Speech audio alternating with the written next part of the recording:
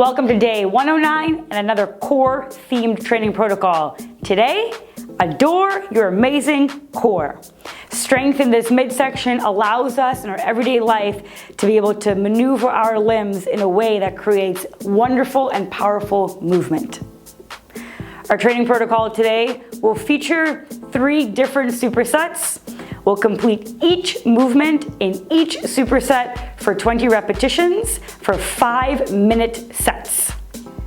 Our first superset here and our first movement is a body saw, accumulating 20 repetitions using our feet on sliders so that they're easy to maneuver, and strength through the abs and midsection to ensure we're not collapsing through the lower back.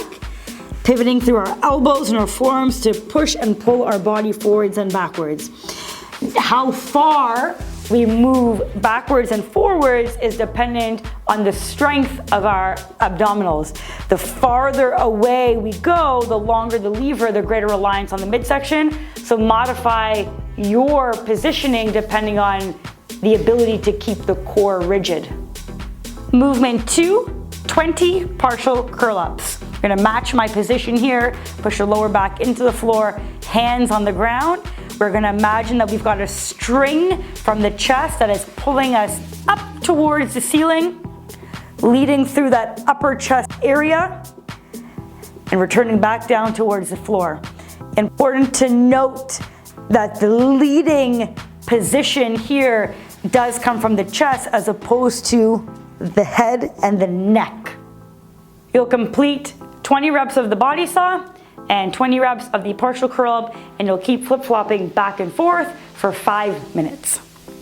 Superset 2, movement 1, we're gonna get into the beast position. So quadruped and the knees up off the floor. From here, we're then gonna go into head taps, ensuring that every time we lift one of our arms off the ground, that the other 3 limbs play a role in supporting the rest of our body. After accumulating 20 total reps, 10 per side, we will then bring our knees back down to the floor. Switch over to our back and complete 20 reps of dead bug, ensuring that the arms are lengthened, lower back is pressed into the floor, driving our knees towards our head, but our arms are gonna stop.